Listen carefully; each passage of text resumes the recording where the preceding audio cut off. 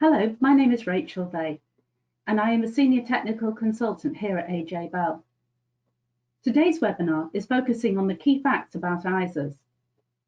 ISAs are one of the basic building blocks of financial planning, and many people start with paying into their ISA before considering any other tax wrapper. We are going to remind ourselves today of how ISAs operate and what benefits they can offer your clients. So I want to look at, first of all, how to set up an ISA and how to pay money into it. I then want to look at how you can get the money out, either by withdrawing it or transferring it. I want to look at what happens to the ISA when somebody dies.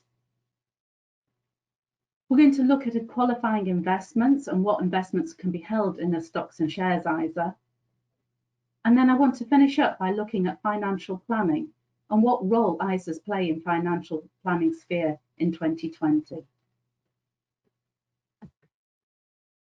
So let's start right at the very beginning. What is an ISA?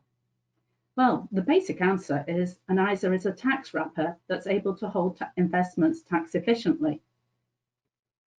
Contributions or payments, known as subscriptions, are paid from taxed earnings. And once they're in the ISA, then there's no income tax to pay on the investments or any capital gains tax to pay on the investments. So the proceeds can be paid out in full without any tax to the investor whenever they want. Now, there are a couple of restrictions here. The junior ISAs and lifetime ISAs, there may be restrictions on the timing when you can take money out or withdrawal fees. So ISAs offer a different tax concept to pensions. They come from taxed earnings, they're taxed on the way in, but when they're inside the tax wrapper, there's tax-free growth, and you can take the whole of the proceeds without paying any tax on them. The day-to-day management lies with the ISA manager. The ISA manager has to be approved by HMRC. But the investments which are sitting within the ISA tax wrapper, the beneficial ownership of those investments lies with the investor. So they get to enjoy all the trappings that go along with that, such as attending AGMs and the such like. But it does mean that ISAs can't be gifted to others or assigned into trust. ISAs continue to be a very popular saving mechanism. Now, these are the latest statistics that we have from HMRC. Unfortunately, they only go up to the 2018 tax year. That's because they were issued back in April last year, and we are, at the time of recording, we are expecting an update from HMRC any day, giving us the updated figures for the next tax year. These have been delayed because of the effect that the COVID-19 outbreak has had on HMRC department's workload. But you can see from the graph that the popularity of cash ISAs has taken a knock in recent years. And this is following the introduction of the personal savings allowance in April 2016. But cash ISAs still remain more popular than stocks and shares ISAs. The number of stocks and shares ISAs has gradually increased over the years. And in 2017-18, the level of subscriptions to stocks and shares reached a high of almost 29 billion, over 29 billion pounds, over almost 3 million accounts. The average subscription to an ISA stocks and shares account was just over £10,000. Now, when you delve a little bit deeper, it's probably not very surprising to learn that it's the people in the higher income brackets who are more likely to hold stocks and shares ISAs. In 2016-17 tax year, for those people who earned between £100,000 and £150,000, 45% of them paid into a stocks and shares ISA. So just under half of those people paid into a stocks and shares ISA. ISA started out as a very simple tax saving product, but over the years, it's got increasingly more complicated. So there are now 4 different types of ISA. There's a cash ISA, a stocks and shares ISA, an innovative finance ISA, and a lifetime ISA. But that's not the whole story. Even under those headings, there are two other ISA products, a junior ISA, which can either be a cash ISA or a stocks and shares ISA, and there's also a help to buy ISA, which can be used to fund house purchases. The ability to take out a new help to buy ISA was withdrawn in November last year, so you can't set one up anymore, but you can carry on paying into an existing one, and the subscriptions can carry on for the next 10 years up to 30th of November 2029. The help to buy ISA could also be just transferred into another type of ISA, for example, a lifetime ISA. So the following slides, we're going to have a look at the rules for applying for an ISA and paying into it. This slide summarises the eligibility rules for ISAs. It's quite crowded, but it contains quite a lot of information. Now, if you look across the age, you will see that for a cash ISA, the minimum age you can take one of those out is only 16. But it increases, the minimum age increases to 18 for more complicated ISAs. For example, the stocks and shares ISA, the lifetime ISA. For a junior ISA, you can have one of these taken out for you, or take one of these out from birth. There is a maximum age though for junior ISAs, and that's age 18. The registered contact is the person who is responsible for taking out and applying for the junior ISA. I'll come back to explain a little bit more of what that means in later slides. But the registered contact has to be age 16. There's a maximum age as well for lifetime ISAs. A lifetime ISA has to be set up and paid into before the person's 40th birthday. So you can have one at 39 years, 364 days, but if you go on to the 40th birthday, then you're too late. You're too late to apply. Investors have to be UK resident. If they subsequently move abroad, then they can keep the ISA wrapper open, but they can't make any further subscriptions. The exception to that is junior ISAs. Subscriptions can continue to be paid into a junior ISA, even if the child ceases to be UK resident after the initial application is made. An adult can have as many ISAs as they want. So over the years, they could build up, say, 10 cash ISAs and 4 stocks and shares ISAs. And they can pay into different ISA types in the same tax year. So I could take out a stocks and shares ISA for 2020-21 tax year and pay into that, as well as paying into a cash ISA at the same time. But I cannot pay into 2 ISAs of the same type in the same tax year. So I couldn't have 2 stocks and shares ISAs, or I couldn't pay into 2 cash ISAs. The rules are slightly different for holders of junior ISAs. They can only ever have 1 stocks and shares ISA at a time and 1 cash ISA. So they can't build up several, they can only have 1 of each type. If they wanted to change the provider, they would have to transfer from 1 junior ISA to another. So they would have to do a whole transfer and close the previous junior ISA. Whereas for an adult, if they wanted to change the provider, they could simply stop contributing to one particular ISA, leave it where it is, and then the next tax year start a new ISA with a new provider.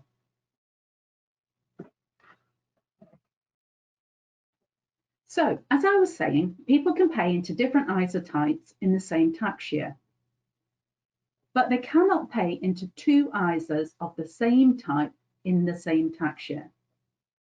If they transfer current subscriptions into the new ISA, then that's counted as this year's savings. Let me give you an example. David saves £10,000 into a cash ISA on the 14th of April 2020. He then transfers it to a new stocks and shares provider on the 20th of May. Now he can continue saving into the stocks and shares ISA with the new provider, and he can save into a new cash ISA with another provider. So those are his options. Once somebody sets up an ISA, they can carry on paying into it every tax year after that.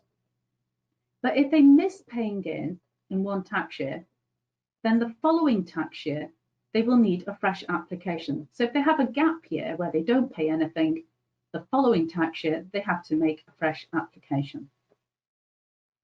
Transferring current year subscriptions from one ISA into another ISA counts as saving into the new ISA in that tax year.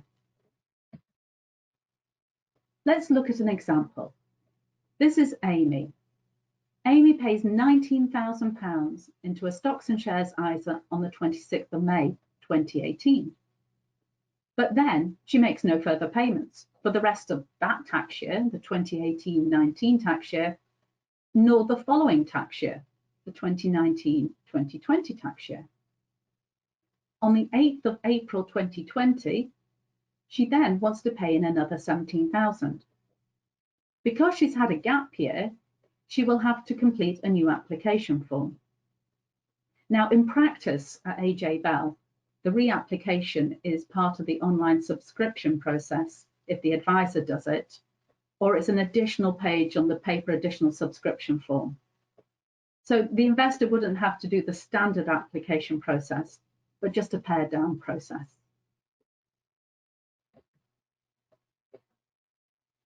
Any application by the adult has to be signed by the investor. The investor, in cases of mental or physical incapacity, there's appropriate power of attorney paperwork which must be provided, and that can be included within the application. General power of attorney applications, however, are not acceptable if the investor is just busy or they're on holiday abroad or something like that. It's got to be for a firm reason. A junior ISA can only be applied for by the legal guardian of the child. Now, this person's called the registered contact.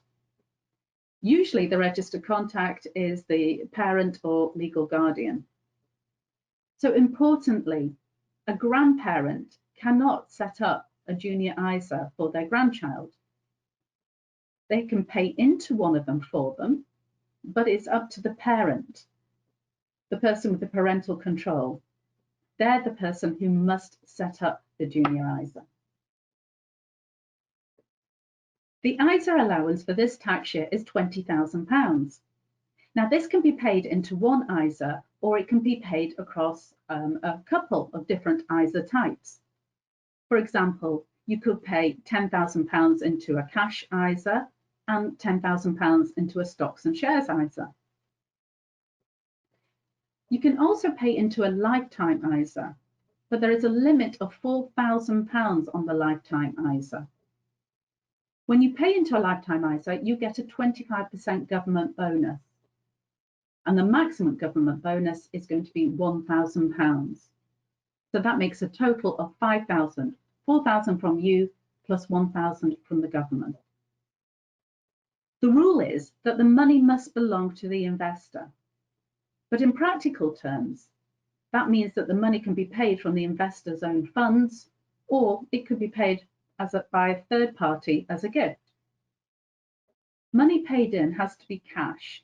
There is an exception though, and that's for shares under the Save As You Earn or Share Incentive Plan.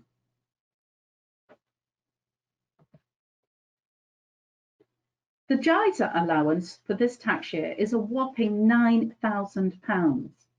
Now, last year it was £4,368, but we all got a bit of a shock last March when it got a tremendous boost in the last budget.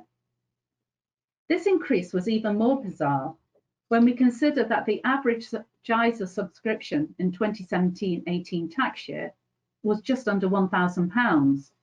So it's not as if there were lots of people over the UK complaining that the JISA subscription allowance was just too low. But nevertheless, it's a welcome increase. Anyone can pay into a junior ISA for a child. It's not restricted to the parents or indeed to family members. But remember, only a parent, the registered contact, can set the JISA up. And only the registered contact can manage the account. So even if the grandparent is paying all the subscriptions, only the parent, the registered contact, can make the investment decisions. Now that might cause some problems within the family. There is a wrinkle in the rules for subscriptions for children who are between the ages of 16 and 18. They can pay into a junior ISA of £9,000, and that can continue. But because they're over the age of 16, they can also set up a cash ISA, an adult cash ISA, and they can pay £20,000 into that. So that makes a grand total of £29,000 for those who are aged between 16 and 18. As I said before, the child only has to be resident in the UK when the junior ISA was opened. If they moved abroad afterwards, subscriptions can still be made for them. Unlike when adults who move abroad, then subscriptions must stop. And the subscriber to the junior ISA, the person paying in the contributions, the payments, they can always be abroad. So you could have a situation where you have a UK child, the parent sets up a junior ISA for them, but the grandparents are based in Spain, but they can carry on paying into the junior ISA for the child. One final point, the income generated from payments made by a parent into a junior ISA are not taxable under the parental settlement rules. Child trust funds were introduced back in 2002, and it was really a social experiment that never really took off. The government paid a voucher to the parent of a newborn to invest for their future, and then some children received an additional voucher after that. Today, there are over 700,000 dormant accounts. Now that's the official figure, but some people estimate there's probably nearer 1 million dormant accounts. And there's probably about 1.5 billion sitting in these accounts. Now, because of the nature of this product, there isn't going to be a lot of money in one single account. But nevertheless, it's worth tracking these down. HMRC has a Child Trust Fund Tracer website to help you do that. A child cannot have a Child Trust Fund and a JISA at the same time. But the Child Trust Fund can be transferred to the JISA as part of the process when you're opening up a JISA. It's worth noting that the parent setting up the junior ISA to accept a transfer in from a Child Trust Fund has to be the same registered contact for both the Child Trust Fund and the JISA. Now, we've had cases where the mum has set up the Child Trust Fund, but it's the dad who has set up the junior ISA. And that doesn't work. We can't allow the transfer to go ahead. It has to be the same registered contact for both of the accounts. So the father, so in that situation, mum would have to open the junior ISA as well. Now, these were introduced back in 2002. So the first account holders are going to reach 18 this year in September. These people who may not have even known that they were account holders, all of these details of child trust funds might have just got lost in the mists of time. They will have the choice of what they want to do with this money that they've just received. They can take the cash, or they can move the money into an ISA with a provider, or they could move the money to a different ISA manager.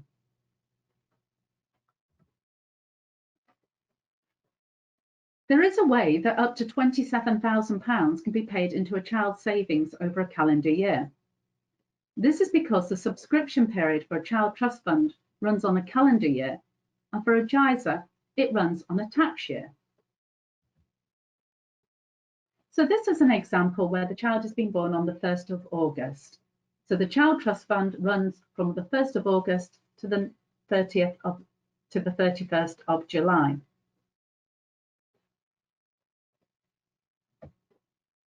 Somebody pays child trust fund or subscription of £9,000 in that year running from August 19 to August 2020. They then pay another £9,000 subscription for the next Child Trust Fund year, which is running from the August 2020 to August 2021. They then transfer to a JISA. So they take the money and transfer it over to a JISA. Remember, you can't have a Child Trust Fund and a JISA at the same time. But now they can contribute to the JISA for the tax year 2020 to 2021. So in a single tax year, we have had 3 lots of £9,000, so £27,000 or up to £27,000 could be contributed.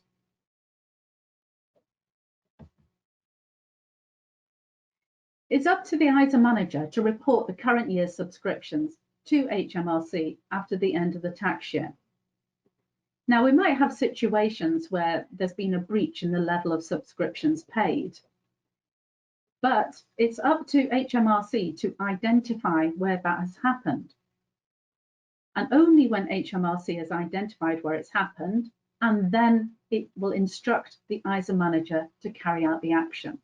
And it's only then that the ISA manager can do that. So they have to wait for HMRC to get in touch with them. We could have a situation, for example, where I've paid £10,000 into my cash ISA, and then I pay £15,000 into my stocks and shares ISA. Now that means I've paid over the £20,000 limit. I suddenly realise what I've done. I get in touch with my stocks and shares ISA manager and I say, oh no, I've made a mistake. Can you rectify this? But the ISA manager can't carry out any action. It has to wait for HMRC to get back in touch with it to tell it to do it. The ISA manager cannot ring up HMRC and say, we know that this has happened for our client, because the ISA manager can't discuss my tax matters with HMRC. I could get in touch with HMRC and tell them that I've identified this issue, and that could happen. And then HMRC would get in touch with the ISA manager.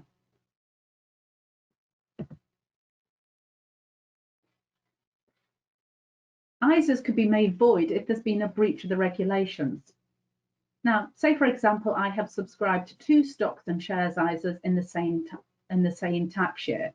In that case, the subscription to one of those stocks and shares ISAs is going to be invalid, and the ISA would have to be made void. It would also have to be made void if the application is invalid. For example, a 17-year-old would somehow manage to subscribe to a stocks and shares ISA. It could also be made void if the investments are non-qualifying. Voiding a contract means all the income in respect to the invalid subscription is to be taxed, and all the invalid subscription and the taxed income has to be removed from the ISA. However, valid subscriptions from previous and possibly later tax years are unaffected.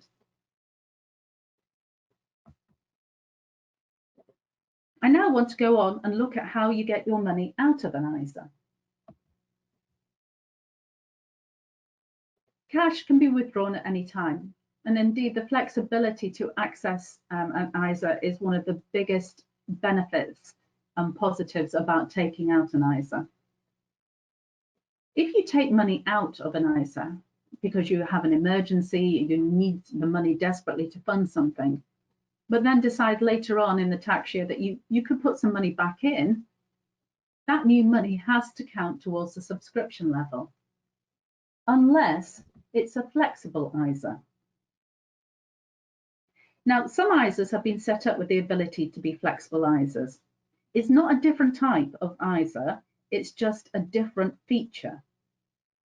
Let's take an example. Somebody has paid £18,000 in a tax year into a cash ISA, and for reasons of emergency, they need to get hold of £7,000. So they then take £7,000 out. If it was a non-flexible ISA and they wanted to put the money back in again, they could only pay in another £2,000. They had £18,000, so there's only another £2,000 to bring them up to the £20,000 limit. If it was a flexible ISA, though, what they could do is to repay that 7,000, and they've still got the 2,000, which would make 9,000 for that tax year. Flexible ISAs are very popular with cash ISAs, but they can also work for cash held within a stocks and shares ISA or an innovative finance ISA, although they're not such a popular option for these particular types of ISA. And they are optional. The provider doesn't have to offer it if they don't want to.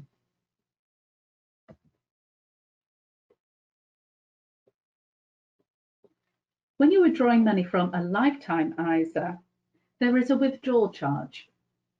The withdrawal charge applies except in 4 defined circumstances.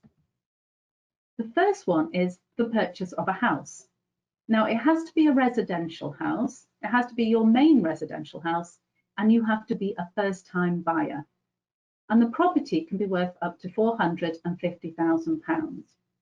So there's lots of conditions to which apply and lots of boxes to be ticked. But if you tick them all, you can use that money to buy a house. The second situation is saving for later life.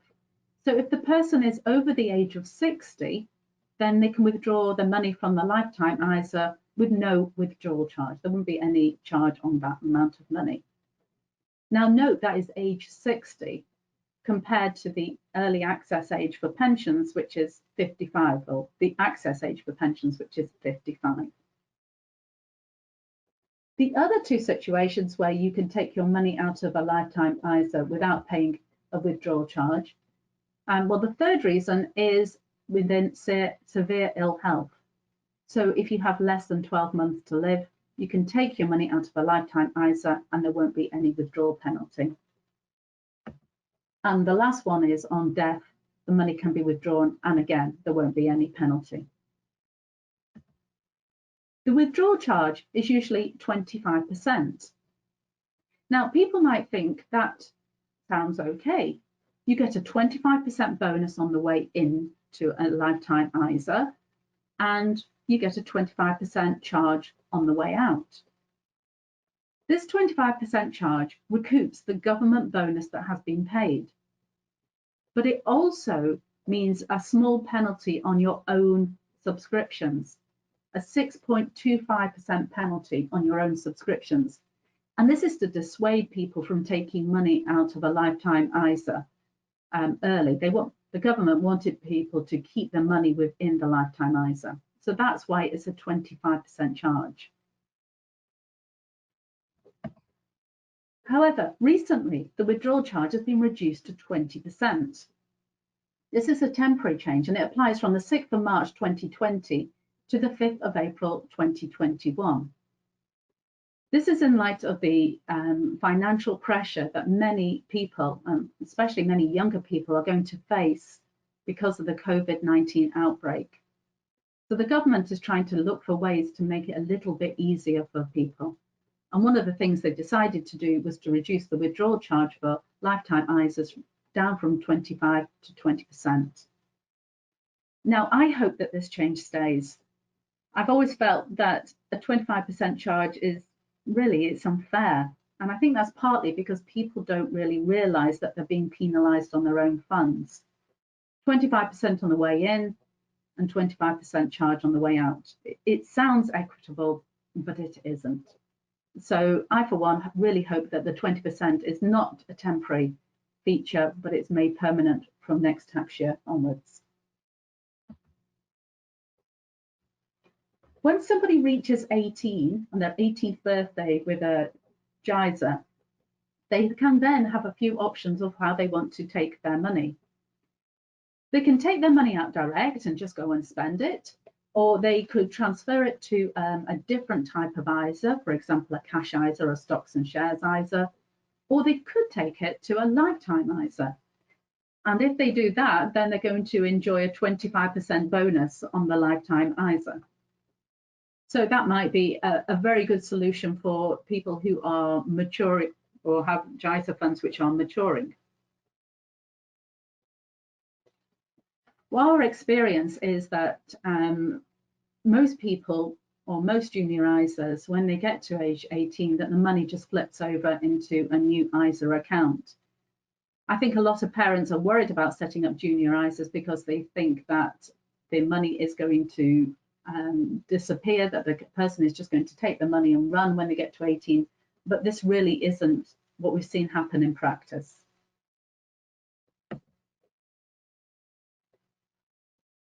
Savings can be transferred freely between the stocks and shares ISA, the innovative ISA, and the cash ISA.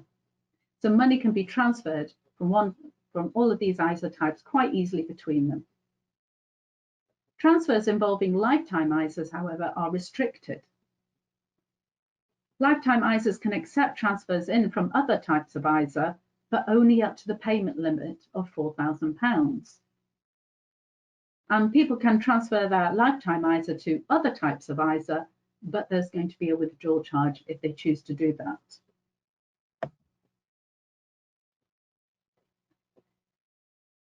People can transfer junior ISAs to a different type of junior ISA. So they can transfer it, say, from a cash junior ISA to a stocks and shares junior ISA. But until they reach 18, they can't transfer it to a different type of ISA. And remember, someone can only hold one of each type of junior ISA at a time. So only one junior cash ISA and only one junior stocks and shares ISA. An ISA manager can decide if they want to accept the transfers in. They don't have to do it if they don't want to do it. If they do, then no new subscriptions can be made until after the date of transfer and the transfer is completed, and once it's done and dusted. However, an ISA manager has to let transfers to another ISA. It can't say it can't hold on to the money, it has to allow people to transfer out. But it can choose whether to allow partial transfers or not. Partial transfers can be complicated.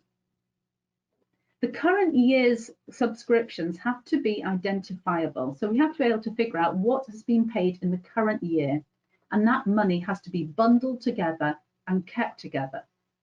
And we're not only talking about the money that's come in, we're also talking about the investment growth on that money. So all of that has to be identifiable and kept together. And then it's up to the ISA manager who's holding the current year account. At the end of the tax year, they're the ones who've got to report the current year subscriptions to HMRC. There are various ways that a partial transfer could work.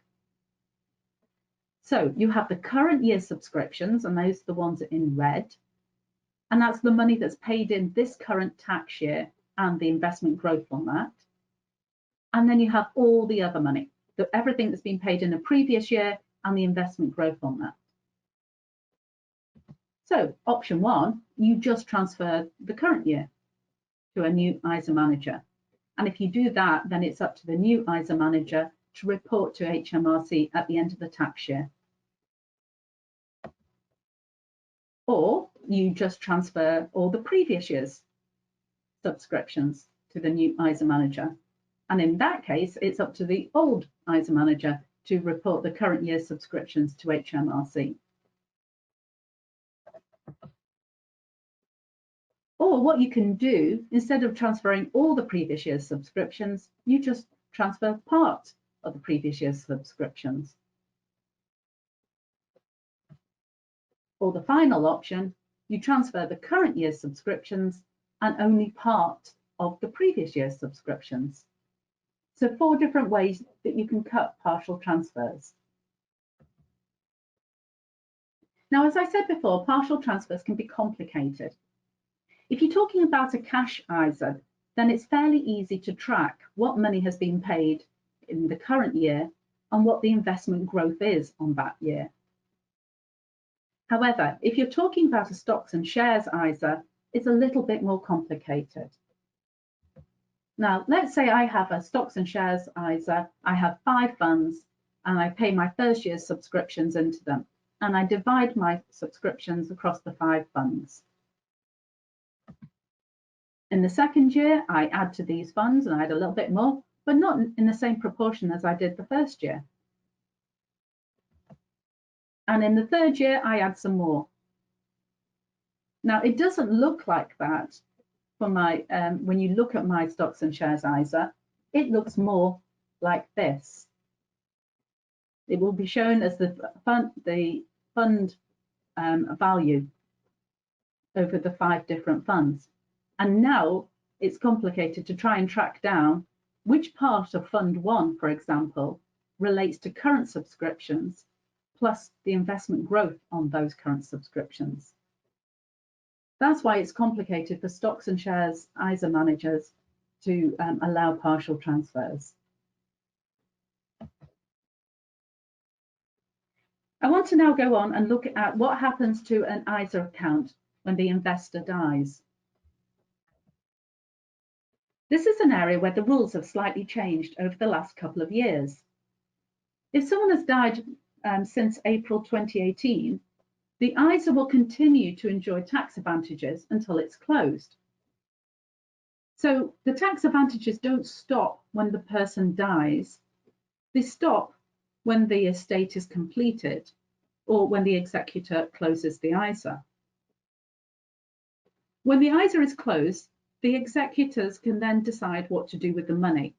They could choose to return the assets to the estate, or they could possibly pay the ISA assets to a spouse's ISA and to transfer it to a spouse's ISA. And as I said before, there's no income tax or capital gains tax up to the date that the ISA ends. When the person dies, it will be the ISA is counted as part of the estate for when they're looking at inheritance tax. And that's different to what happens with pensions, where usually no inheritance tax is due. And they can sell down and pay to the estate, or they can transfer the investment to the spouse's ISA. Additional permitted subscriptions is when the ISA investor dies, that they have a spouse or civil partner, and if they are still living together, then that person can inherit an additional ISA subscription level, and that's in addition to their own £20,000. Now, the rule is that they have to be living together. I think HMRC takes a practical view of this, and if you did have an example where somebody was, where one partner was in a care home, for example, and the other partner was still in their marital home, then I think HMRC would take a practical view and count those two people as still living together. So the two people cannot be separated, is the point. The additional subscription level is equal to the value of the deceased spouse's or civil partner's ISA, either when they die or when the ISA is closed. So you can choose which one you want to use, and you're going to choose whichever value is the higher one. The spouse can then use this additional subscription level to pay additional money into their ISA, but they need to use it before a cut-off date. And that cut-off date is 180 days after the administration is completed, or 3 years after the date of death.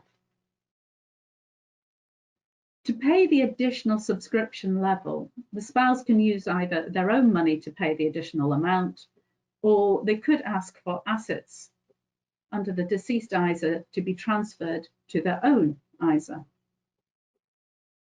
There is sometimes a complicated process with this. You first need to confirm that the spouse has got an additional subscription level before you pay the subscription. So you need to make sure that the records reflect this additional level before making the payment or before making the transfer to the spouse's ISA. If there is no spouse or civil partner, the APS cannot be left to anybody else. So if you have somebody you live with, then that doesn't count if you're not married or you're not in a civil partnership. Or if they don't have any spouse or civil partner, if they're a widow or widower, then you can't leave it to the children. It's just for these particular people. So it is quite restrictive. However, the HMRC stats show that APS's, additional permitted subscriptions, aren't really used extensively. So it's always worth bearing these in mind and making sure that the spouse has this flexibility and claims this additional permitted subscription. It just gives them a lot more flexibility to wisely invest the money that they may inherit. The spouse gets the APS even if the ISA assets aren't left to them. That's the other important point. So that even if they don't receive the estate's money or the ISA money, it doesn't matter. The spouse will still get this additional subscription level. Let me give you an example of how it could work. This is Evelyn and Roy. They are married. Roy dies and he leaves his estate to Evelyn, and this includes ISAs worth £75,000 at the date of death. When the administration of the estate has been completed, the ISAs have increased in value. They've been enjoying a tax-free environment and they're now worth £78,000. Evelyn can pay £20,000 into her own ISA, plus she has this additional £78,000 subscription level to use as well. And she can pay that from her own money, maybe from the money that she's received when she's inherited Roy's estate, or she could ask the ISA manager to transfer Roy's ISA to a new ISA in her name. Now, this could be an ISA with the same manager, and in certain circumstances, it could be an ISA with a different ISA manager. I want to now look at qualifying investments. The range of investments a stocks and shares ISA can hold is extremely wide, as this slide shows. Now, this list is of all the different investment types that can meet the definition of a qualifying investment, and it can be found in HMRC's ISA guidance, which is published on their website. However, it's worth noting that not every ISA manager might allow all of these different types of investment. There are a couple of things to note. Corporate bonds have to have at least 5 years to redemption when they're first held in an ISA. Life insurance policies must meet a number of conditions to qualify, and only those specifically designed for ISAs can be included. And there are no limits on the level of cash that can be held in the stocks and shares ISA. If an investment is purchased in an ISA that is not a qualifying investment, then the ISA is likely to require a repair or void notice. Innovative finance ISAs were introduced in April 2016, but they have not been really a runaway success.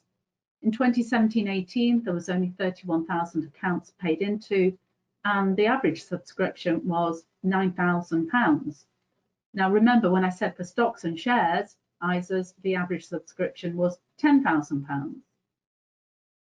They were designed to hold peer-to-peer lending, and it's peer-to-peer lending platforms that are the ones who are eligible to offer them. But as I said, they haven't been a runaway success, and they're not appropriate for everyone. They are really specific about the people who could benefit from them. And HMRC, Treasury, and the FCA are still reviewing the appropriateness of them and whether they do have a place in the future for financial planning. And talking of which, we are now going to end this session by looking at some of the financial planning options for ISAs. Now, pensions annual and lifetime allowances are really now beginning to kick in, and they're providing a real ceiling for many people, especially the lower annual allowances of £4,000 for the money purchase annual allowance, and the tapered annual allowance that can now go down to £4,000 as well. So we could argue that ISAs have never been so important.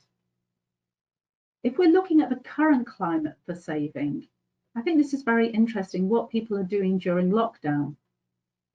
There is some analysis out by the Centre for Economics and Business Research that has found on average households are spending roughly about £800 less per month than they had been doing pre-lockdown. So people are spending less money because they're staying in, they're not going out as much, they're not spending as much, and they're saving on things like childcare and commuting costs. Many people would be looking to save that money because I think they're aware that financial life is going to be really quite tough over the next few years. And ISAs are going to be the first call for many people, given the flexibility to access money in times when you really need to get your hands on some money. Then ISAs offer that flexibility. The subscription level of £20,000 is generous, I think, but it is a use it or lose it. You cannot carry forward an unused ISA allowance from one tax year to another, so you have to use it within the current tax year. If you're looking at a couple, then you've got two 20,000s, which make a £40,000 for the couple. But let's look a little bit wider. Let's look at a household. So let's say a household, 2 adults and 2 children. Now, if you add in the £9,000 JISA subscription levels, that gives you £58,000 for a family with 2 kids. That's quite a lot of leeway to be able to save within one tax year. As I said before, 16 to 18-year-olds are able to take out a cash ISA as well as a junior ISA. So they could pay in £29,000 in a single tax year. Now, if you had the maybe unlikely situation where you had 2 adults and 2 children between the ages of 16 and 18, that could mean 20,000, 20,000, 29,000 and another 29,000, which brings you to just under £100,000. Those who are eligible should, I think, consider setting up and paying into a lifetime ISA before their 40th birthday. And I think that just gives them more options. Even if they don't carry on the contributions, it gives them the flexibility in their back pocket to carry on paying into a lifetime ISA with the 25% government bonus that they receive. Even if they just pay one subscription to set it off, remember you have to set it up and pay a subscription. And then they can pay further subscriptions down the line. Now, lifetime ISAs aren't suited to everyone, but the 25% government bonus is very enticing. And remember that we're going to see child trust funds maturing in September for the very first time. And these could be transferred into a lifetime ISA and receive a 25% boost immediately. One of the strong points about ISAs is its ability to enable us to shelter assets that would otherwise have distributions taxed. People have a capital gains tax allowance, and for 2020-21, this is 12,300, or for each person, or say 24,600 across a couple. But there is no capital gains tax payable under an ISA. So you may want to shelter other assets within the ISA. The ISA is also useful to shield investments from dividend tax. There is a tax on dividends above £2,000 level. This depends upon, the rate of tax depends upon whether the person is a basic rate taxpayer or higher rate taxpayer or an additional rate taxpayer. If they're a basic rate taxpayer, the dividend tax is 7.5%, 32.5% for a higher rate taxpayer, and 38.1% for an additional rate taxpayer. Again, shielding assets within an ISA could help to eliminate or lower dividend tax. Let's take an example of a £100,000 investment pot that sits within an ISA, and that yields 4% a year. If it was outside the ISA and then subject to dividend tax, then the investor would have to pay £150 a year if they were a basic rate taxpayer, £650 a year tax if they were a higher rate taxpayer, and £762 a year if they were an additional rate taxpayer. Another option could be to reinvest dividends from investments within the ISA. Any dividends from investments in ISAs can be withdrawn tax-free, But if the investors don't need the income now, then they could reinvest them to turbocharge their returns. By reinvesting them, they can buy more shares in the same investment, which can have a dramatic impact on the size of their ISA over the long term. Right, let's have a look at an example. Somebody pays in £20,000, and after 20 years, this is then worth £47,729. You can see in my assumptions at the bottom of the page. This is paying out dividends. Now, if the person takes the dividends out and they withdraw the dividends out and they cash them in and they bank them, then they would have £21,834. So in total, that's £69,563. If they reinvest the dividends rather than banking them, then they would enjoy tax-free compound interest, and that would mean a sum of £91,678 after 20 years, £22,000 more.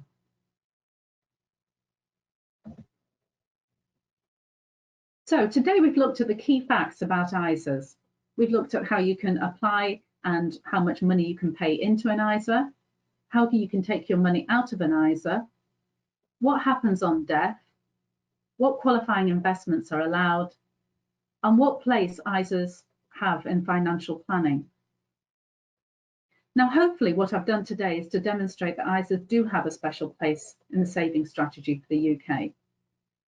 I think they're very simple, and I think the simplicity has resonated with customers, which is why they're so popular. But they are now complicated. We have at least 6 variations of ISAs, and they're all aiming to help people with slightly different needs. At AJ Bell, we've been campaigning for ISA simplification. What we would like to see is just a single ISA product, which will merge all the existing variations into one easy to understand regime. Thank you very much for your time today. I really hope that you found it helpful. If you do have any questions, then please get in touch and stay healthy.